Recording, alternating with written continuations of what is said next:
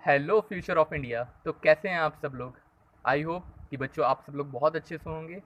आज मैं आपके लिए लेके आया हूँ एमयू क्लास 11th एंट्रेंस का वीडियो नंबर सेकंड। अभी ये हमारा चैप्टर फर्स्ट चल रहा है लाइट, जिसमें आज जो हम पढ़ने वाले हैं बच्चों स्फेरिकल मिरर पढ़ेंगे कि कितने टाइप के होते हैं। फिर स्फेरिकल मिरर में आज हम डिटेल से पढ़ने वाले हैं जो वो है कॉनकेव मिरर। हम कॉनकेव मिरर के रूल सीखेंगे, उसके बाद हम इमेज फॉर्मेशन देखेंगे और लास्ट में बहुत अच्छे क्वेश्चंस लेके आया हूँ जो एमयू एंट्रेंस के पर्पज़ से बहुत ज़्यादा इंपॉर्टेंट होने वाले हैं। तो अगर आपको लगता है कि आपको ये थ्योरी आती है तो आप स्किप करके सीधे से लास्ट में आ जाइए। लास्ट में आप न्यूमेरिकल्स को ट्राई करके देखिए। नहीं तो मैंने थ्योरी में बहुत अच्छे अच्छे पॉइंट्स आपको बताए हैं जो आपके लिए बहुत ज़्यादा यूज़फुल होने वाले हैं एंट्रेंस में। तो चलिए शुरू करते हैं।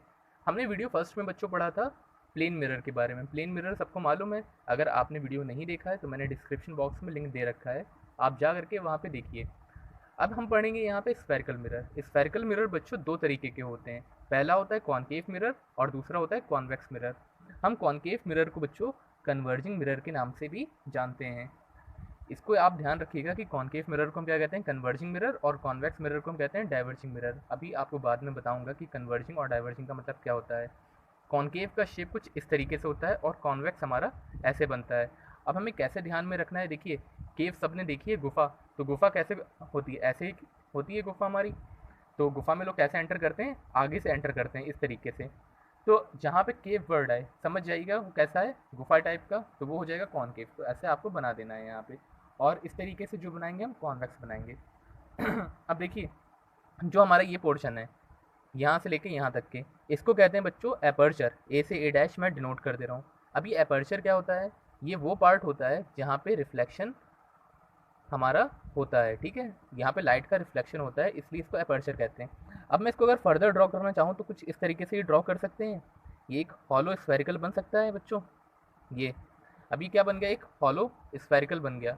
अब जैसे कि आप लोगों को दिख रहा होगा यहाँ पे ये एक सर्कल फॉर्म में बन रहा है, तो हमें मालूम है सर्कल के सेंटर में क्या होता है, सेंटर कहाँ पे होता है सर्कल का, ये होता है।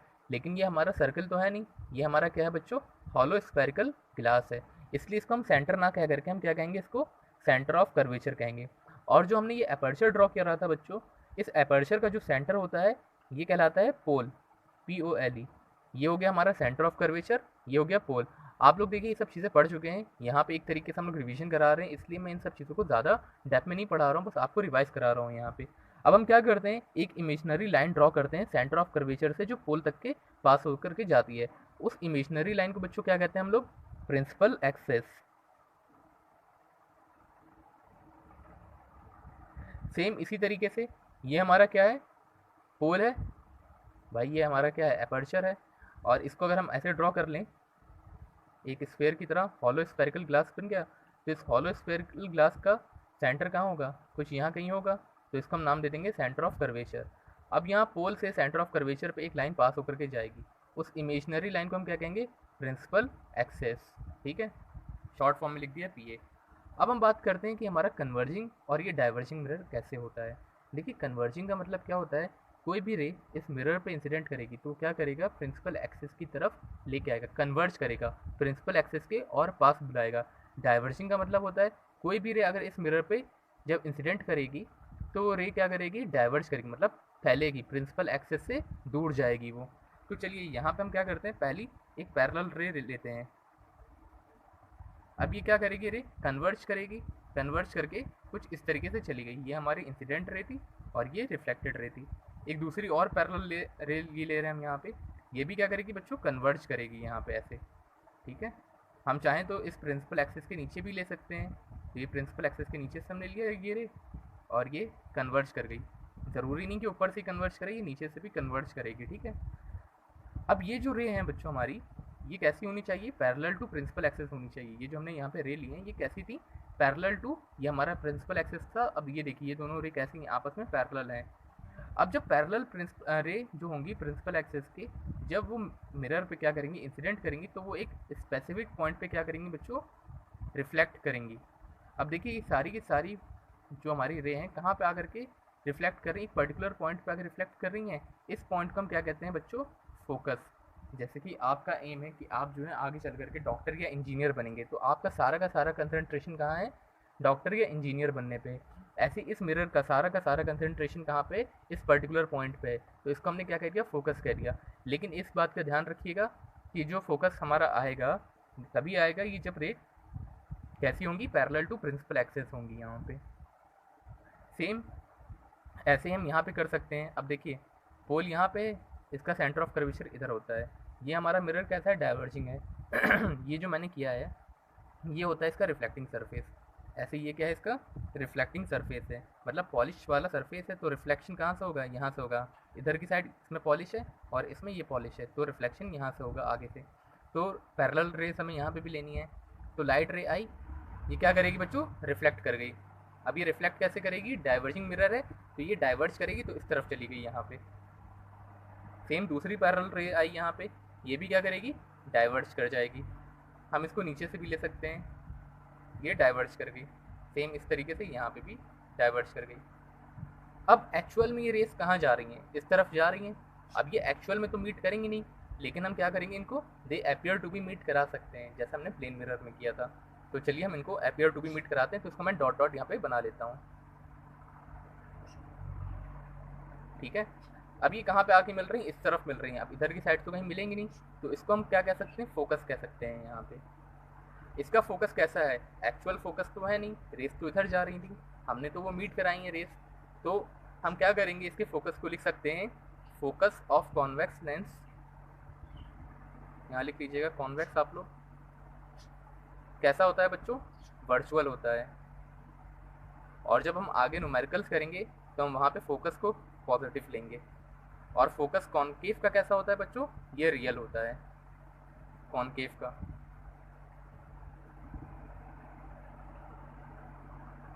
और न्यूमेरिकल करते टाइम हम इसकी वैल्यू को निगेटिव लेंगे यहाँ पे, ठीक है। इतनी बात समझ में आई आपको, नोट करना है तो नोट करिए जल्दी से। अब चलिए कुछ इंपॉर्टेंट टर्म्स हैं, इनको हम डिस्कस कर लेते हैं। जैसे सेंटर ऑफ कर्वेचर क्या होता है, radius of curvature, principal axis, pole of a spherical mirror. अब हम इन सब चीज़ों को किसी भी एक स्फेरिकल मिरर से डिफाइन कर सकते हैं। अगर हम कॉन्केव मिरर से डिफाइन करें तब भी वही सब चीज़ें होने वाली हैं, और अगर हम कॉन्वेक्स मिरर से करें तब भी सेम चीज़ें ही रहेंगी। तो सबसे पहले हम क्या लेते हैं यहाँ पे, पोल। पोल को हम डिफाइन करते हैं कि पोल होता क्या है एक्चुअल में। देखिए बच्चों, जो पोल होता है ये सेंटर होता है किसका, स्फेरिकल मिरर का होता है। या फिर हम ये कह सकते हैं किसका सेंटर होता है, जैसे ये हमारा क्या है पूरा ए से लेके ए डैश तक, ये हमारा कहलाता है बच्चों एपर्चर। या फिर हम ये कह सकते हैं the centre of aperture is known as pole. बात करें प्रिंसिपल एक्सिस की, तो हमने बताया एक स्ट्रेट लाइन जो सेंटर ऑफ कर्वेचर से पोल को पास करते हुए जाएगी वो क्या कहलाती है, प्रिंसिपल एक्सिस कहलाती है। सेंटर ऑफ कर्वेचर क्या होता है, अभी हमने पीछे एक हॉलो स्फेरिकल ग्लास बनाया था, तो ये कहलाता है the centre of the hollow sphere of glass. मतलब जो हमने हॉलो स्फेरिकल ग्लास, कुछ इस तरीके से हमने एक हॉलो स्फेरिकल ग्लास बनाया था, उसका जो सेंटर था वो कहलाता है सेंटर ऑफ कर्वेचर। अब बात करेंगे हम यहाँ रेडियस ऑफ कर्वेचर क्या होता है। तो जो सेंटर ऑफ कर्वेचर से पोल तक का डिस्टेंस होता है, फिर से सुनिएगा, सेंटर ऑफ कर्वेचर से लेके पोल का डिस्टेंस होता है वो क्या कहलाएगा, रेडियस ऑफ कर्वेचर। इसको आप कैसे ध्यान रख सकते हैं, जैसे ये सर्कल है, सर्कल का सेंटर ये रहा, तो आप कोई भी एक लाइन ऐसे ड्रॉ करिए, तो सर्कल में क्या कहलाती थी बच्चों, रेडियस कहलाती थी। अब मिरर में क्या है, सेंटर ऑफ कर्वेचर है, इसलिए हम इसको क्या कहेंगे, रेडियस ऑफ कर्वेचर। यहाँ पे एक चीज़ और लिख लीजिए, फोकल लेंथ क्या होता है। तो जैसे ये हमारा फोकस है, अब डिस्टेंस बिटवीन, ये हमारा पोल है बच्चों, distance between pole and focus, distance between pole and focus is known as focal length, ठीक है। इतनी बात आप लोगों को समझ में आ गई होगी। अब देखिए, जो हमारा पोल और फोकस का डिस्टेंस होता है वही फोकस और सेंटर ऑफ कर्वेचर का डिस्टेंस होता है। इस बात को ध्यान रखिएगा, जब हम इमेज फॉर्मेशन पढ़ेंगे वहाँ पे हम इस बात का बहुत ज़्यादा ध्यान रखेंगे, नहीं तो हमारी इमेज फॉर्मेशन क्या हो सकती है, गलत हो सकती है। जो आप पोल और फोकस का डिस्टेंस रखिएगा वही फोकस और सेंटर ऑफ कर्वेचर का रखिएगा distance. The distance of pole and focus is equal distance of focus and centre of curvature. देखिए पोल और फोकस का डिस्टेंस किसके बराबर है, फोकस और सेंटर ऑफ कर्वेचर के। अगर ये हमारा पूरा, जैसे अगर ये हमारा पूरा डिस्टेंस यहाँ से लेके यहाँ तक का कितना है बच्चों, 10 सेंटीमीटर है, तो यहाँ से लेके यहाँ तक का डिस्टेंस कितना होगा, 5 सेंटीमीटर होगा। सेम यहाँ से लेके यहाँ तक का डिस्टेंस भी कितना हो जाएगा, 5 सेंटीमीटर हो जाएगा। तो देखिए पोल से सेंटर ऑफ कर्वेचर का जो डिस्टेंस है, अगर हम हाफ कर दें उसका, तो हमें क्या मिल जाएगा, पोल से फोकस का डिस्टेंस मिलेगा। तो यहाँ पे या तो हम इसको ऐसे लिख सकते हैं, जो रेडियस ऑफ कर्वेचर है, मतलब पोल और सेंटर ऑफ कर्वेचर का जो डिस्टेंस होता है, देखिए ये 5 और ये 5, ये 10 है पूरा, तो इससे क्या होता है, जस्ट डबल होता है, मतलब पोल और फोकस का जो डिस्टेंस होगा उसको आप अगर डबल कर देंगे तो आपको किसका डिस्टेंस मिल जाएगा, पोल और सेंटर ऑफ कर्वेचर का डिस्टेंस मिलेगा। या फिर हम इसको ऐसे लिख सकते हैं F=R/2। ये रिलेशन कहलाता है बच्चों किसका, फोकस और रेडियस ऑफ कर्वेचर का। इसको नोट करिएगा, न्यूमेरिकल करते टाइम बहुत ज़्यादा इसका यूज़ होने वाला है। अब चलिए यहाँ पे हम इसके रूल्स को डिस्कस करते हैं। इमेज फॉर्मेशन पढ़ने से पहले हमें इसके रूल को समझना ज़रूरी है कि कॉनकेव मिरर में कौन कौन से कैसे रूल होते हैं यहाँ पे। तो रूल नंबर 1 बच्चों होता है, कोई भी पैरेलल रे अगर पैरेलल किसके, पैरेलल टू प्रिंसिपल एक्सिस की कोई भी रे है अगर मिरर पे इंसिडेंट करेगी तो इंसिडेंट करने के बाद जो रिफ्लेक्शन होगा वो रे कहाँ से पास होती हुई जाएगी, फोकस से पास होती हुई जाएगी। ये हमारी इंसिडेंट रे थी। और ये वाली कौन सी बच्चों, रिफ्लेक्टेड रे है। सेम उसी तरीके से अगर कोई रे फोकस से पास करती हुई जा रही है, ये फोकस से पास करती हुई गई यहाँ से, अब यहाँ पे इसने इंसिडेंट करा, इंसिडेंट करने के बाद जो रिफ्लेक्शन होगा वो रिफ्लेक्शन कैसा हो जाएगा, पैरेलल टू प्रिंसिपल एक्सिस हो जाएगा।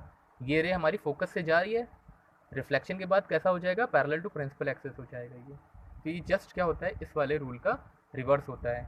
सेकंड होता है हमारा, थर्ड होता है सॉरी, कि कोई भी रे अगर सेंटर ऑफ कर्वेचर को पास करती हुई जा रही है, ये सेंटर ऑफ कर्वेचर है, सेंटर ऑफ कर्वेचर को पास करके अगर जाएगी वो, ठीक है, ये सेंटर ऑफ कर्वेचर को पास करके हमारी रे जा रही है, रिफ्लेक्शन के बाद क्या होगा, जो रिफ्लेक्टेड रे होगी, ये हमारी इंसिडेंट रे थी, सेंटर ऑफ कर्वेचर को पास करके गई, अब यहाँ पे क्या होना चाहिए, इसका रिफ्लेक्शन होना चाहिए, तो रिफ्लेक्शन क्या होगा, सेम पाथ पे हो जाएगा। ठीक है, ये हमारी देखिए इंसिडेंट रे थी, यहाँ पे इसने क्या करा, इंसिडेंट करा, जब रिफ्लेक्शन हुआ तो रिफ्लेक्शन भी क्या होगा, सेम पाथ पे होगा।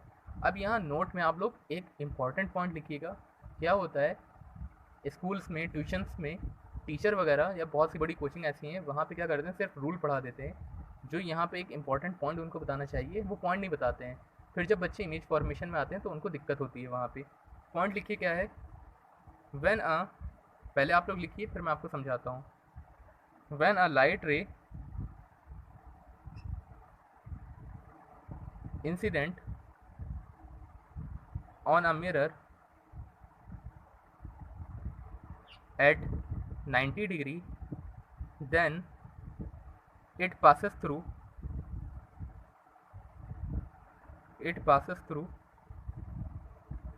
the COC। मतलब कोई भी रे अगर मिरर पे 90 डिग्री पे क्या करेगी, इंसिडेंट करेगी, तो कहाँ से पास होगी, सेंटर ऑफ कर्वेचर से पास होगी। इसको यहाँ पे एग्जांपल में समझिए आप, ये पोल, फोकस और ये सेंटर ऑफ कर्वेचर हो गया।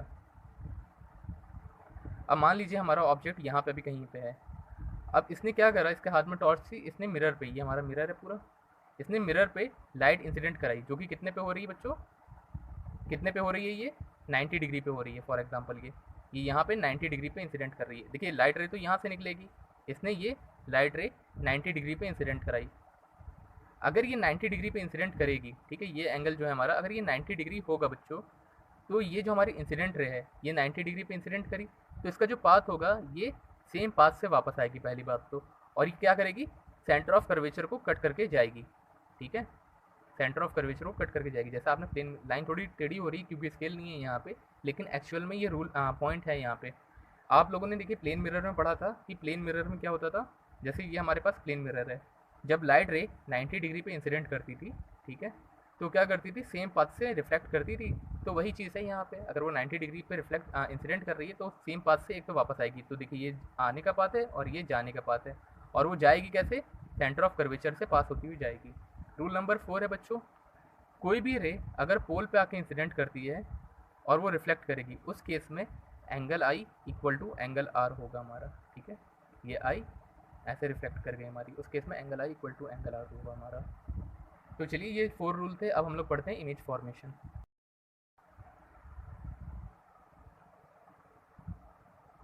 तो बच्चों अब हम इमेज फॉर्मेशन करने वाले हैं यहाँ पे कॉनकेव मिरर का यूज़ करके। अब हम यहाँ पे क्या करते हैं, 6 केसेस पढ़ते हैं। डिफरेंट केसेस में हम क्या करेंगे, ऑब्जेक्ट की पोजीशन को चेंज करते रहेंगे, और हमको मिलेगा क्या, ऑब्जेक्ट की पोजीशन चेंज करने पे हमें इमेज की पोजीशन भी चेंज होती हुई दिखेगी। तो केस नंबर फर्स्ट है बच्चों, हमने ऑब्जेक्ट को कहाँ रखा है, बिटवीन पोल एंड फोकस।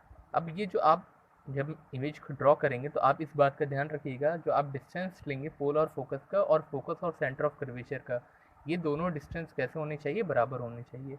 अभी हमने ऑब्जेक्ट को यहाँ पे रखा है, ये हमारा ऑब्जेक्ट है बच्चों। अब हमें यहाँ पे क्या करना है, इस ऑब्जेक्ट की इमेज का फॉर्मेशन करना है कि इसकी इमेज कहाँ पे बन रही होगी। तो रूल नंबर हम यहाँ पे कौन सा लगा सकते हैं, तो सबसे पहले हम रूल नंबर फर्स्ट लगाएंगे। देखिए यहाँ पे पैरेलल रेस आ रही है, आने के बाद रिफ्लेक्ट होगी, रिफ्लेक्ट होने के बाद वो फोकस से पास होकर के जाएगी, ठीक है।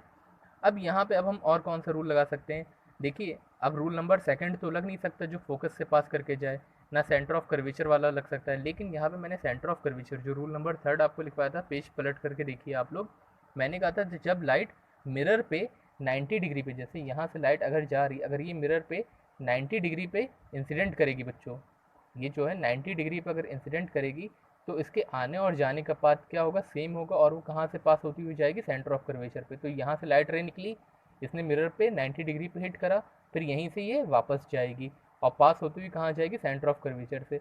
अब एक्चुअल में ये वाली जो रेस हैं बच्चों, ये कैसी हैं, डाइवर्जिंग रेस हैं, ये प्रिंसिपल एक्सिस से दूर जा रही हैं, डाइवर्जिंग रेस हैं। अब देखिए बच्चों, डाइवर्जिंग रेस क्या होती हैं, ऐसे फैलती हैं, ठीक है, मतलब इस तरीके से ऐसे जाती हैं, लेकिन अगर मैं इनको रिवर्स ऑर्डर में पीछे की तरफ लाऊं, तो पीछे देखिए आ रही हैं, तो ये मीट कर रही हैं। अब मेरा हाथ देखिएगा पीछे की तरफ से ऐसे जा रही हैं, तो फैल रही हैं। जब इनको मैं पीछे की तरफ लेके आऊँगा, तो ये क्या करेंगी, मीट करेंगी यहाँ पे। तो ऐसे ही हम क्या करेंगे, इनको जो फर्दर ड्रॉ करेंगे पीछे के साइड, ये ठीक है, तो ये यहाँ पे आकर के मीट करेंगी। अब ये एक्चुअल में तो मीट नहीं कर रही हैं, they appear to be meet. अगर यहाँ पे कोई इंसान खड़ा है, कोई पर्सन यहाँ पे खड़ा है, तो उसको इस ऑब्जेक्ट की इमेज कहाँ बनती हुई दिखेगी, यहाँ पे बनती हुई दिखेगी। उसको लगेगा कि लाइट रेस यहाँ से आ रही हैं, ऊपर की तरफ से आ रही हैं, लेकिन एक्चुअल में तो लाइट यहाँ से रिफ्लेक्ट होकर के इसकी आंखों में जा रही होंगी, जिसकी वजह से इमेज बनती हुई दिख रही होगी इसको। ये इसकी इमेज है। अब चलिए इस इमेज की करेक्टरिस्टिक्स लिखते हैं। तो पहला करेक्टरिस्टिक्स, इमेज कहाँ बन रही है बच्चों, बिहाइंड द मिरर। ये सारे करेक्टरिस्टिक्स आपको याद होने चाहिए। और देखिए यहाँ से क्वेश्चन कैसे बनता है वो भी मैं आपको अभी बताऊंगा।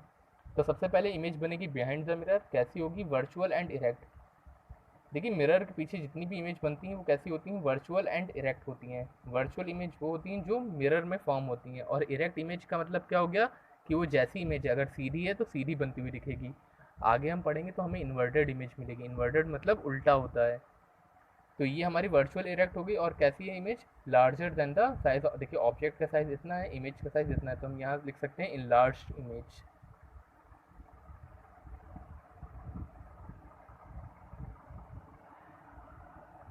देखिए यहाँ से क्वेश्चन कैसे आते हैं, आपको ये सब याद रखना है कि हमने ऑब्जेक्ट को कहाँ पे रखा है, तो हमें इमेज कहाँ मिल रही है। आपको ये सब चीज़ें याद रखनी, क्योंकि मैं आगे क्वेश्चन कराने वाला हूँ। ऐसे ही क्वेश्चन आपकी एमयू एंट्रेंस में आते हैं। सेकंड, हमने ऑब्जेक्ट को कहाँ प्लेस करा है, फोकस पे प्लेस करा है। अब हमने ये ऑब्जेक्ट को फोकस पे प्लेस कर दिया, तो हम यहाँ रूल नंबर 1 लगाएंगे। ये फोकस को पास करता हुआ जाएगा। फिर जो मैंने नोट में पॉइंट लिखवाया था, ये अगर 90 डिग्री पे इसको यहाँ पे हिट करेगा, इंसिडेंट करेगा, तो जो पाथ आने का होगा वही पाथ इसके जाने का होगा। मतलब इंसिडेंट रे और रिफ्लेक्टेड रे का पाथ क्या होगा, सेम होगा। अब यहाँ पे हमें डाइवर्जिंग रेस मिल रही थी, लेकिन ये वाली रेस बच्चों देखिए ये कैसी हैं, पैरेलल रेस हैं। यहाँ पे ये पैरेलल रेस हैं। और पैरेलल रेस कहाँ मिलती हैं जाकर के, इनफाइनाइट पे। हम ऐसा सपोज करते हैं कि इनफाइनाइट पे मिलेगी। तो ये जो हमारा ऑब्जेक्ट यहाँ फोकस पे रखा है, तो इसकी इमेज कहाँ मिल रही होगी, बन रही होगी इसकी इमेज इन्फिनिटी पे बन रही होगी। तो यहाँ पे कैरेक्टरिस्टिक्स लिखिए इसके, इमेज फॉर्म्ड एट इन्फिनिटी।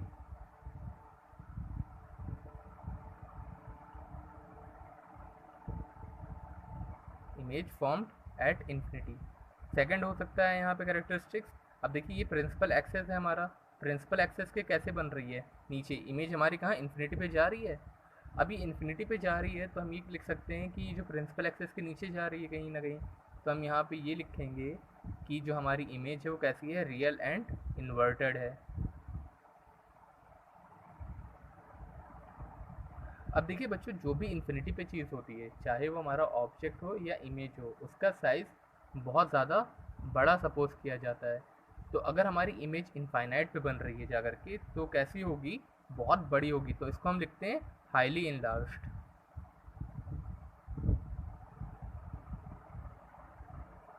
ठीक है, नोट करिए जल्दी से, एसएस ले लिया करिए फ़ौरन आप लोग।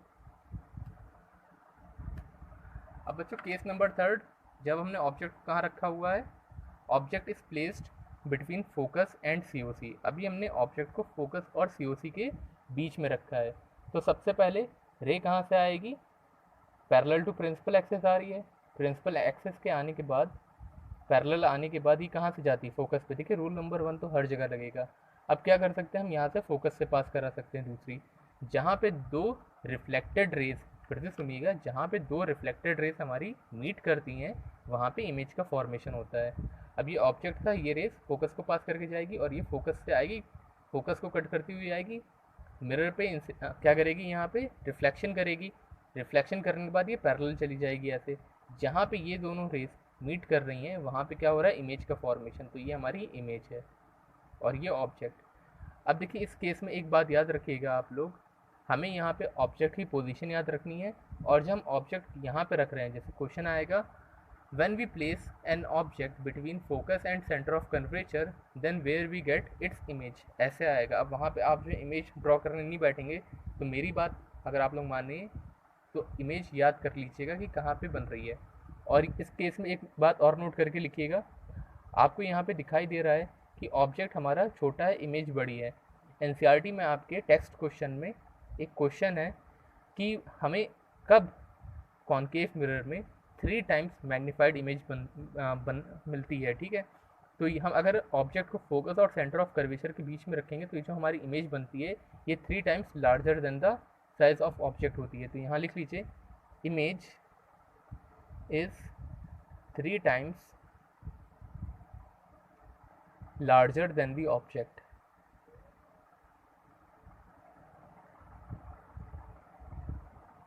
अब इसके कैरेक्टरिस्टिक्स लिखते हैं यहाँ पे। इमेज हमारी कैसी है बच्चों, रियल एंड इन्वर्टेड है पहली बात तो। सेकंड, हमारी इमेज कहाँ बन रही है, बियॉन्ड C, मतलब C से पहले बन रही है वो, बियॉन्ड COC लिख लीजिए। और कैसी है इमेज, इनलार्ज्ड है, तो यहाँ पे लिख लीजिए इनलार्ज इमेज है हमारी। ऑब्जेक्ट के साइज से कैसी है वो, बड़ी है काफ़ी, इनलार्ज इमेज, ठीक है। और यहाँ नोट करके लिख लीजिएगा, इस नोट को हटा दीजिए, यहाँ पे नोट लिख दिया है मैंने। केस 4, जब हम ऑब्जेक्ट को कहाँ रखेंगे, ऑब्जेक्ट इज प्लेस्ड एट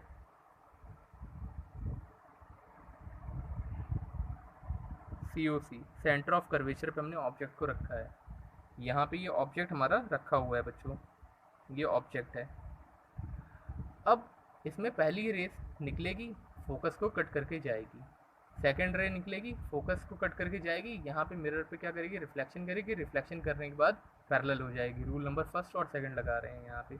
जहाँ पे ये रिफ्लेक्टेड रेस मिलेंगी, यहाँ पे मिल रही हैं, तो यहाँ पे क्या होगा, ये इमेज का फॉर्मेशन होगा। अगर यहाँ पे मान लीजिए मैंने पेन को ऐसे रखा है, ये ऑब्जेक्ट है, तो इमेज हमारी कैसी बनती हुई दिखेगी, जस्ट इसकी अपोजिट, उल्टी बनती हुई दिखेगी यहाँ पे। तो इसके कैरेक्टरिस्टिक्स क्या होंगे, पहली बात तो इमेज कैसी होगी, रियल एंड इन्वर्टेड होती है इस केस में। कहाँ बनती है, इमेज फॉर्म्ड एट COC।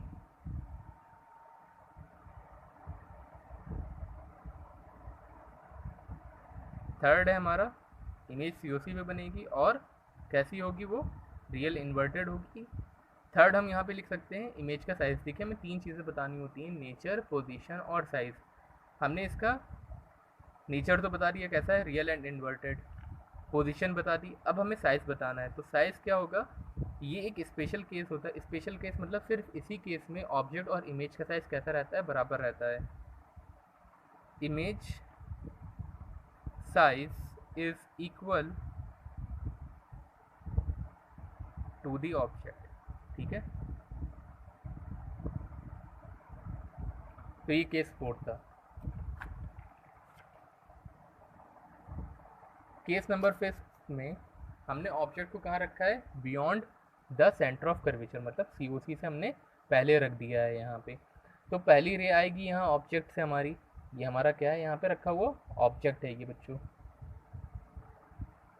अब हमने ऑब्जेक्ट को कहाँ रखा है, यहाँ पे रखा हुआ, तो पहली रे आ रही है यहाँ पे, क्या होगा, रिफ्लेक्शन होगा। रिफ्लेक्शन के बाद ये फोकस से पास होकर के जाएगी।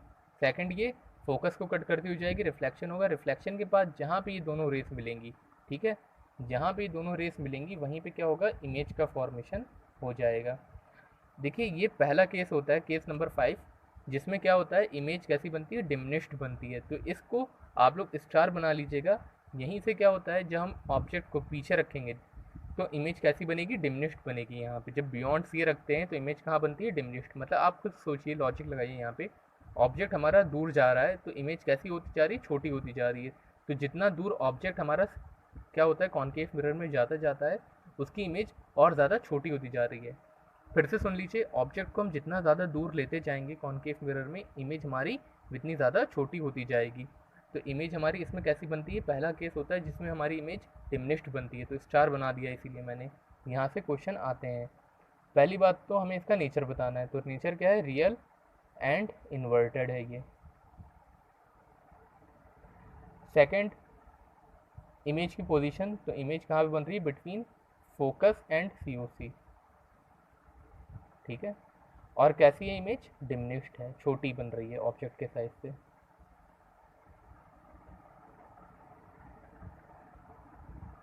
अब ये लास्ट केस है, इसमें हमने क्या रखा है, ऑब्जेक्ट को इन्फिनिटी पे रखा है।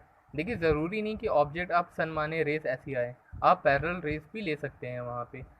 तो हमने अगर ऑब्जेक्ट को इन्फिनिटी पे रखेंगे तो हम देखना है कि इमेज हमारी कहाँ बन रही है।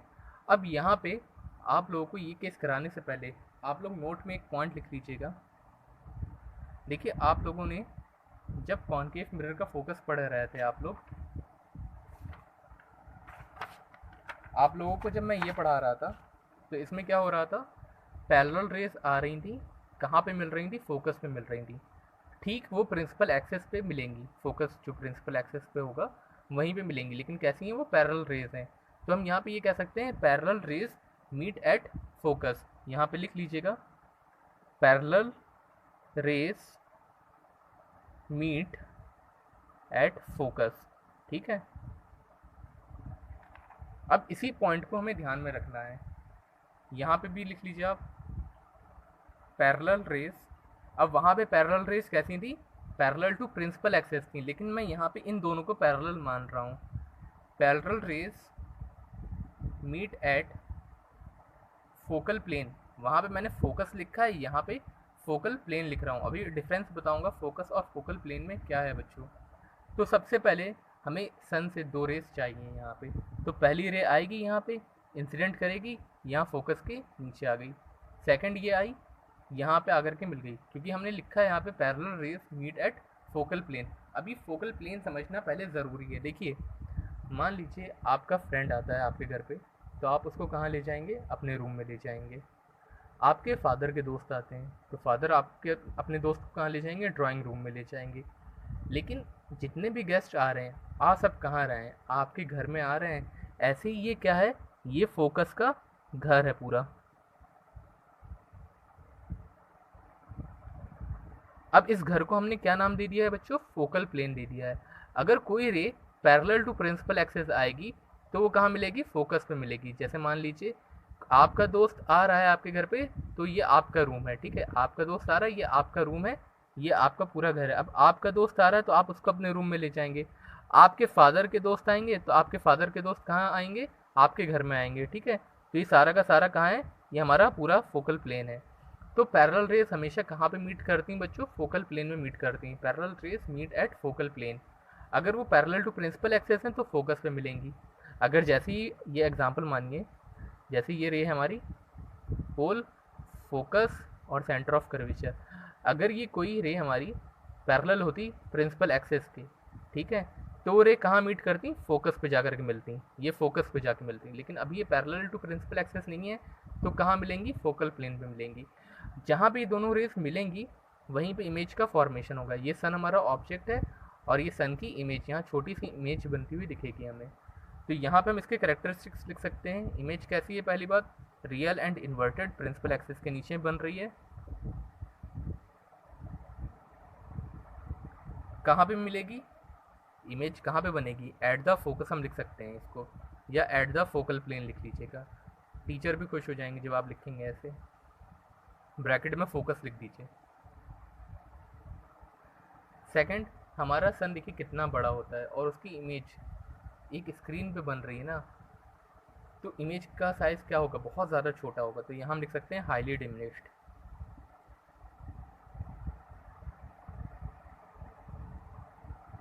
ठीक है, तो ये हमारे कुछ केसेस थे।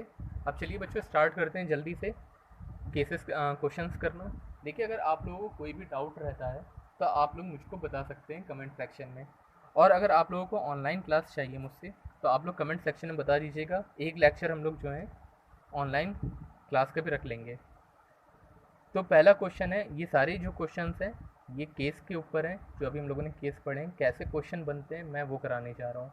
क्योंकि एंट्रेंस एग्ज़ाम में हम लोगों को केस बनाने के लिए नहीं आएगा, उससे रिलेटेड कुछ ना कुछ क्वेश्चन आएंगे। अब वो क्वेश्चन कैसे आते हैं आपको वो सिखाता हूँ मैं। तो पहला क्वेश्चन है, the real image formed by a concave mirror is larger than the object when the object is.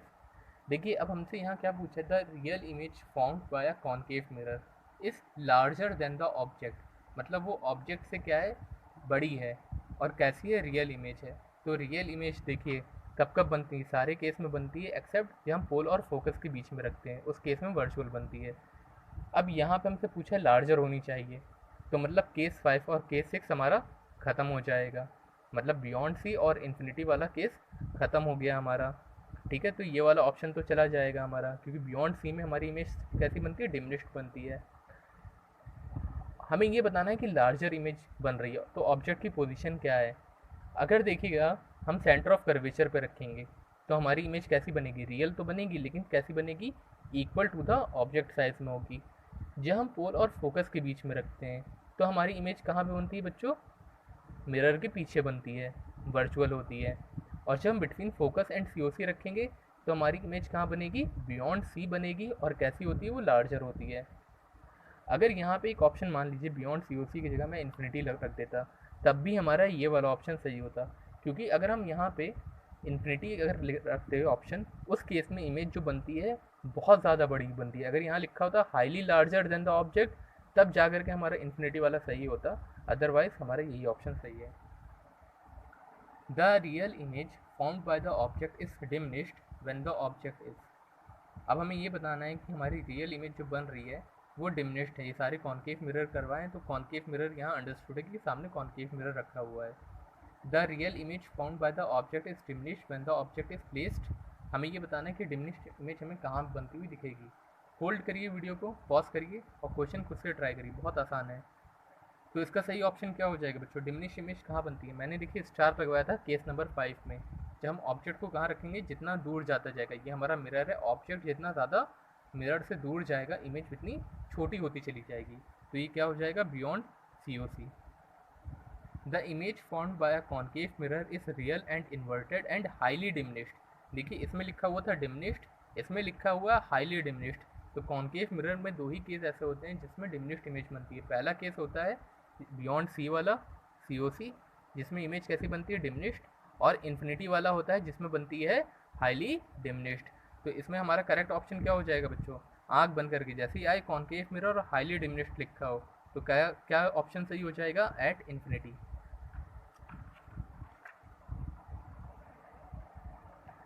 The angle of incidence for a ray of light passing through the COC of a concave mirror is। अब हमें यहाँ पे बताना है angle of incidence क्या होगा बच्चों, अगर कोई भी रे ऑफ लाइट कहाँ से पास हो रही है, COC से पास हो रही है। तो इसको यहाँ देखिए, ये केस मैंने आपको कराया था नोट करके, आप लोगों को शायद ध्यान में हो। पोल, फोकस, सेंटर ऑफ कर्वेचर। अब कोई भी रे ऑफ लाइट कहाँ जा रही है, सेंटर ऑफ कर्वेचर से पास हो रही है इस तरीके से। तो ये इंसिडेंट रे होती है और यही हमारी क्या होती है, रिफ्लेक्टेड रे। जब वो COC से पास करती है तो कैसे पास करती है, सेम पाथ से पास करेगी। हम देखिए जब प्लेन मिरर हमने पढ़ा था, आपको उसमें बताया था वीडियो नंबर 1 में, जब कोई भी इंसिडेंट रे मिरर पे 90 डिग्री पे फॉल करती है तो वो सेम पाथ से वापस जाएगी, और जहाँ पे इंसिडेंट रे लाई करती है वो क्या कहलाता है बच्चों, पॉइंट ऑफ इंसिडेंस कहलाता है। उससे हम उसको डिनोट करते हैं पॉइंट ऑफ इंसिडेंस को, ये होता है पॉइंट ऑफ इंसिडेंस।